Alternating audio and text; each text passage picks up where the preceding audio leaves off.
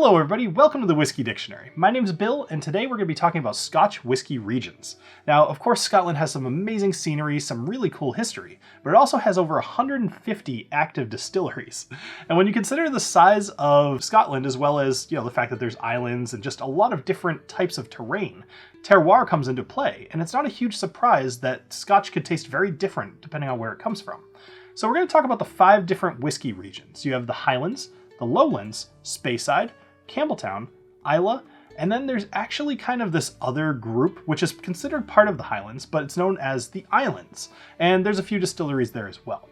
Now, just one little disclaimer before we get going. I do want to mention that on occasion, rarely, it has been known to happen that I mispronounce a Scottish word or two. So consider the fact that I always try to do my research. I listen to native people say the words, and I do my best to mimic it. But I have a big dumb American tongue, and sometimes it comes out wrong. So if you'd like to, feel free to correct it in the comments. I honestly don't mind, because sometimes I learn from that. But you could also just sit back, relax, have a sip of your whiskey, and enjoy.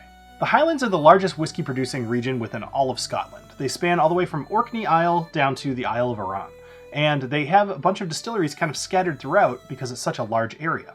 And because of this, you also have kind of like a peaty flavor profile towards the north to light and fruity towards the south. There's a lot of variance here. You might be wondering why there's both a Highland and a Lowland. Those sound very different than Speyside or Campbeltown or Islay. It's like very distinct, right? Well, this all comes from the Wash Act of 1784, which was a way to put in place a new tax regime that was just essentially going to charge you differently if you're above the line versus below the line. And a lot of this had to do with export as well as just people getting their money.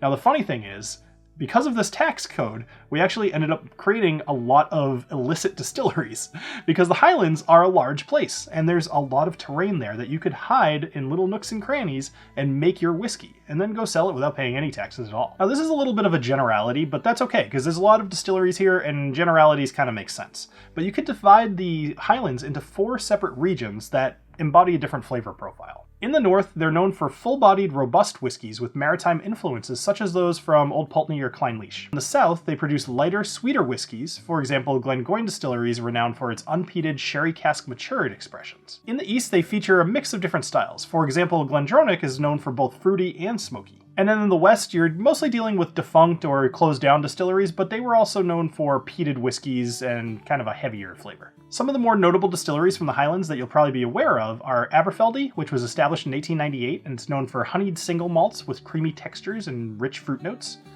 Balblair, which was founded in 1790 and known more for its vintage releases. If you ever see one of these kind of bottles, you should pick it up. Then there's Dalmore, which was established in 1839, and in the last few years they've gotten some heat because of the caramel coloring that they use and the chill filtration. It doesn't bother me that much, but frankly there's a reason I haven't put them on the channel. Then there's Glenmorangie, founded in 1843. You all know I enjoy their Tales series, but they also have a lot of different expressions and they seem to try new things a lot.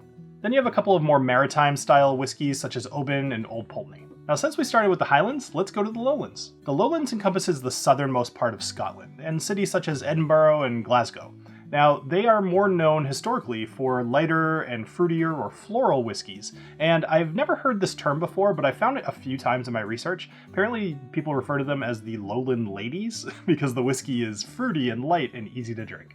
Now, one hallmark of lowland whiskies is that it's often triple distilled. Obviously not all the time, but a lot of the times. Auchentoshan is a good example, and it produces a smoother, lighter whiskey, usually easier to drink. Additionally, since it has such proximity to England as well as the major ports of Edinburgh and Glasgow, it has historically had the ability to kind of export to more areas, and a lot of places that know Scotch know it from their lowland whiskies. As you would expect with some of the dates I'm throwing out here, the Lowlands have some of the oldest distilleries in all of Scotland. And there's a place called Little Mill, which closed down in 1994, sure, but it was one of the oldest distilleries in all of Scotland. And then you also have the Lindores Abbey Distillery, which is on the location of the first known distillery in all of Scotland, which was from 1494. Which, as an American, I just think, that's 2 years after Columbus came to America. That's insanity. That's so old. Some of the notable distilleries are Auchentoshan, which was founded in 1823, and as I mentioned, they triple distilled their whiskey. Then you have Bladnoch, which was founded in 1817, and after a long time of being closed, was reopened in 2015. Then you have Glenkinchie, which has been operating since 1825. Then you have a fairly new one, opened in 2007, called Islay Bay, which is trying to make some innovative stuff, such as peated lowland whiskey. Now onto Campbeltown, which is Scotland's smallest recognized whiskey region with only 3 active distilleries. Campbeltown is located on the Kintyre Peninsula on the west side of Scotland. It was known as the world whiskey capital for a while because there were 30 different distilleries all in this one little area.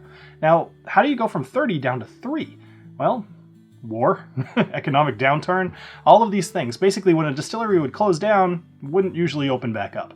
And so we're left with just 3. We have Springbank, Glen Scotia, and Glengyle, which is more well known as Kilkerran because there's another Glengyle and they don't want to be confused. Now, Campbeltown is well known for having this more maritime and kind of salty flavor, as well as this thing called Campbeltown Funk. And that's a really hard thing to describe, but if you've ever had one of those distilleries I just mentioned, like anything from them, you probably have tasted it. I've already mentioned them, but it's worth kind of digging in a little bit into the distilleries here. Springbank, which was established in 1828, is one of the few distilleries that continued operations through the downturns, producing 3 distinct styles. They have Springbank, Longrow, and Hazelburn. Then there's Glen Scotia, which was founded in 1832. It's more known for like a maritime flavor, and although it's had intermittent closures, it's still active today. Then there's Glengyle, which originally opened in 1872 and then closed in 1925, then remained dormant until it was rebuilt and reopened in 2004. And as I mentioned, it's named Kilkerran to avoid confusion with Glengyle up in the Highlands. Now on to my favorite region, Islay. Islay is one of the southernmost isles in the Inner Hebrides. Now they're well known for their heavily peated, salty, just funk, smoke, whatever else. It's very strong flavor, very bold. And again, I love it. The island's heritage with whiskey dates all the way back to the 18th century, but was very likely brought there by monks, the same as it was with the Irish back in the 14th century. Now, despite being a small island, it's actually host to 10 active distilleries, and there's more coming. So it's definitely growing, and it's kind of reminding me of what I just taught you about Campbeltown. Now, Bruichladdich is one of my favorite distilleries on the island, and they are known for many things, most notably having the most heavily peated Scotch in Octomore, but also they have this organic barley. They do everything very clear. They put everything on the bottle, or at least available on their website. You can see everything about the way it's made. I think it's a great tradition, and speaking of tradition, they do all of this with very old equipment that was original to the distillery. A few of the notable distilleries here, and I'll try not to gush too much, are going to be Ardbeg, Bowmore, Lagavulin, Laphroaig, Bruichladdich, Bunabin, and Kalila. The Speyside whiskey region is in the northeast of Scotland, and the River Spey, for what it gets its name, kind of runs between a lot of these distilleries that popped up during the whiskey boom. Now, it makes sense because the ground around it's very fertile. You can grow your barley. You also have your water readily available. All you need is barrels, and you can make whiskey. So it makes sense that there's over 50 active distilleries in the area. It's kind of wild, but it makes sense. Now, many of these distilleries still use traditional methods like floor malting and direct-fired stills. And Speyside whiskeys in general are known for a lighter, fruity, kind of floral flavor. They're very easy to drink, and you see a lot of wine finishes in Speyside whiskeys. Additionally, Speyside is home to the world's only malt whiskey trail, similar to, say, the Bourbon Trail, but malt whiskeys. So either one sounds good. Well, that was a ton of information. And as I mentioned, there's over 151 active distilleries in all of Scotland. But I have a question for you. First off, what is your favorite Scotch distillery? That's just a fun one to answer. But more importantly, if I were to pick out a random whiskey, would you be able to tell me which region it's in? They are fairly distinct, but I think it's harder than you'd think. Alright, anyway, thank you for joining me here on the Whiskey Dictionary. I hope you had a great rest of your day, and cheers.